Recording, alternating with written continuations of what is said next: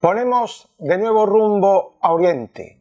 Vamos a conocer la figura de uno de los líderes religiosos más importantes de la antigüedad, un hombre que se atrevió a imponer el monoteísmo en un mundo de miles de dioses y que asentó las bases para el desarrollo de varias de las grandes religiones monoteístas.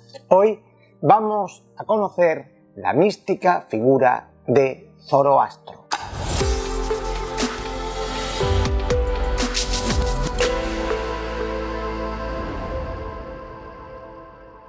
Zoroastro, o Zaratustra, como también es conocido, nació posiblemente en Irán en una fecha que sigue siendo aún hoy un misterio. Unos afirman que pudo vivir en la época del rey persa Ciro el Grande, en torno a lo que sería el siglo VI a.C. Otros fechan su venida al mundo entre el año 1000 y el 1500 a.C. e incluso no faltan los que tratan incluso de remontar su existencia a varios milenios atrás. Por el texto sagrado de la Avesta, el equivalente a la Biblia judeocristiana o al Corán musulmán, conocemos que su padre se llamaba Ponrusaspa y Dudua su madre. Plinio el Viejo nos narra que fue el único niño que en vez de nacer llorando, nació riendo. La leyenda también afirma que nació de una madre virgen y que trataron de asesinarlo varias veces al poco tiempo de nacer, pero fue imposible, pues ni siquiera en el propio fuego se quemaba este Zaratustra. En los signos de la Avesta, llamados Gata, nos encontramos los datos fundamentales para poder reconstruir parte de su vida. ¿Qué se dicen estos himnos gatas? Bueno, pues ahí sabemos que tuvo una formación religiosa desde la infancia, que en torno a los 20 años abandona su casa y se va de viaje para formarse con otros maestros religiosos, ¿no? Emprende un peregrinaje formativo. Sobre los 30 años, una mañana en que se celebraba el famoso Festival de Primavera, recibió la visión que cambiaría su vida. Se le apareció el espíritu del buen propósito mientras paseaba por el río, revelándose las enseñanzas de Ahura Mazda y los Amesda Spenta, que son en sí los 6 conceptos que acercan al hombre al dios Ahura Mazda. Estos se enunciaban, grosso modo, como la verdad más alta, la buena mente, que era un instrumento para el conocimiento de la moral, la actitud sagrada, donde destaca la piedad, la buena elección, el estado para conseguir la felicidad terrena y el estado también de esa felicidad inmortal, la inmortalidad. Zoroastro es, por tanto, un reformador religioso, es decir, no saca su credo de la nada, sino que tiene su base en la religión politeísta iraní que él mismo profesaba, en la que se educó. Lo que hace Zoroastro es convertir a Ahura Mazda en dios supremo y creador de todas las cosas. Los otros dioses no van a desaparecer, sino que van a ser rebajados a categorías y queda en la cúspide, en lo alto, el dios Mazda. Al comenzar su predicación, Zoroastro no tiene éxito y llega incluso a dudar de que vaya a ser capaz de llevar a cabo su misión, ¿no? su tarea que le ha encargado el dios Mazda. Además, también al criticar la religión existente y a sus sacerdotes, se va a ganar la enemistad de estos, siendo incluso, como dicen algunos textos, encarcelado. Durante muchos años no fue capaz de hacer más que un converso, su primo. No fue, por tanto, un profeta en su tierra y tuvo que probar suerte en el extranjero. Esa suerte cambió cuando el rey de Vistaspa escuchó a Zoroastro y puso a prueba sus enseñanzas.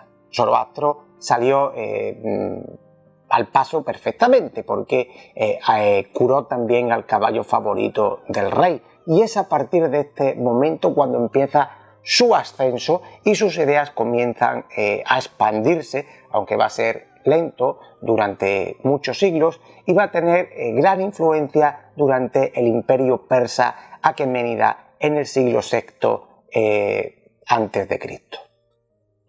Es fundamental en la explicación del origen del mundo la creación por parte de Ahura Mazda de los espíritus gemelos, el espíritu por una parte santo del bien y el espíritu destructivo del mal, que van a estar en una lucha constante, ¿no? Inaugura esa pugna del bien y del mal. Esta concepción ha llevado a muchos eruditos a postular que en realidad no es una religión monoteísta, porque se habla de otras deidades menores que ya estaban previamente en la religión indoirania. No obstante, estaría en la misma línea del judaísmo o del cristianismo, donde nos encontramos a Dios en la cúspide y también al demonio como opuestos, y una especie de cohorte jerarquizada de espíritus, de ángeles, de arcángeles, etc. En esta lucha del bien y del mal, el ser humano tendría libertad para elegir lo que desea. Aunque el bien es el camino correcto, el ser humano puede también, si lo desea, elegir el mal.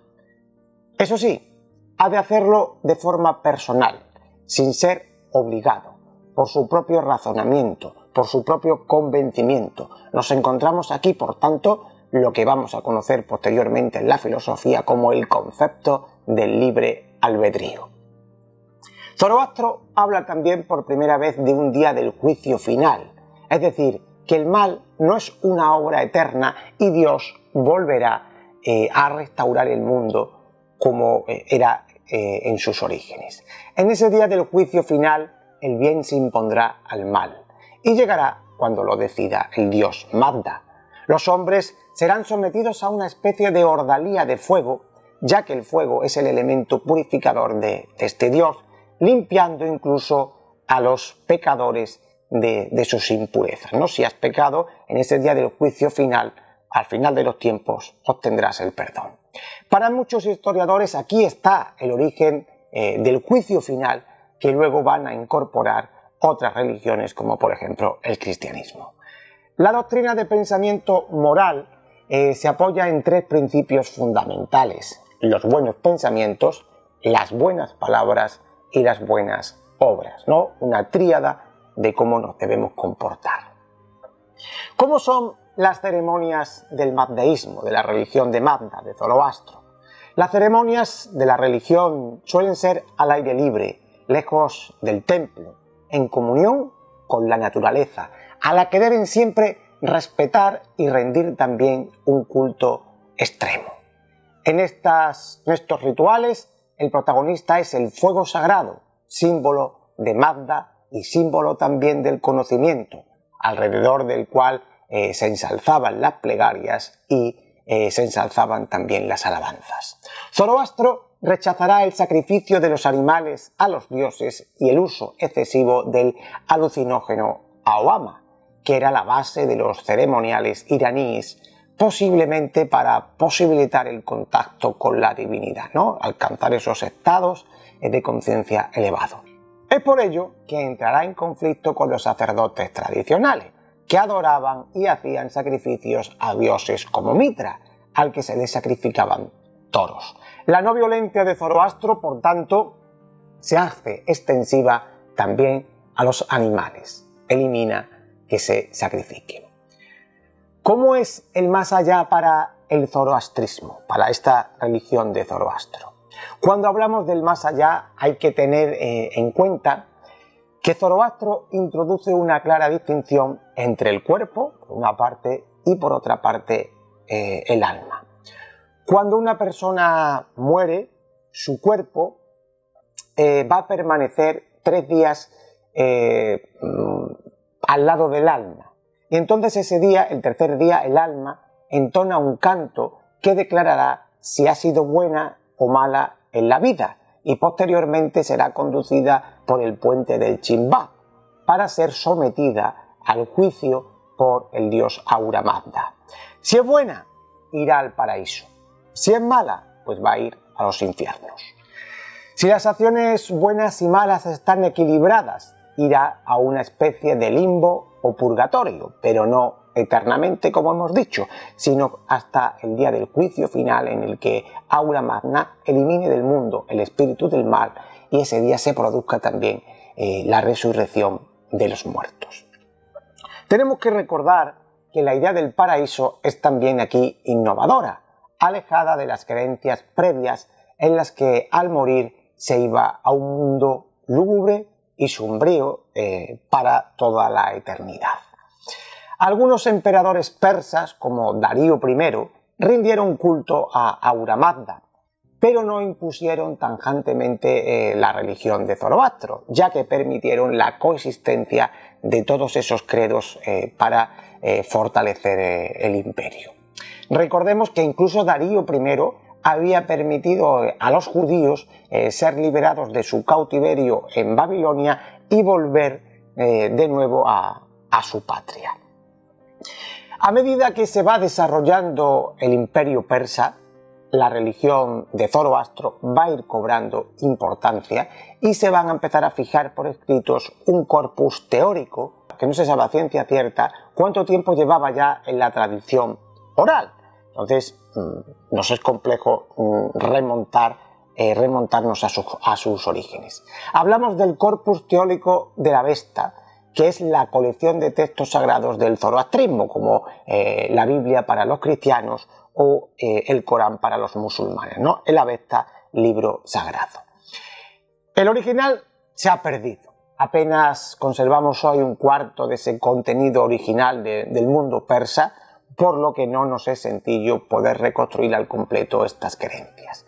Estaba escrito originalmente en un idioma que se llamaba el avéstico y durante siglos solamente este avéstico era de forma oral.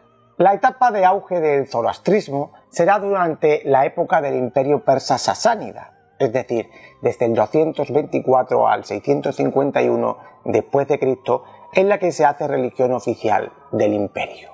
Las enseñanzas de Zoroastro llegaron también a China durante la Edad Media, posiblemente a través de esa ruta de la seda que pasaba por Persia y por Irán. Con esos comerciantes consigue llegar a China.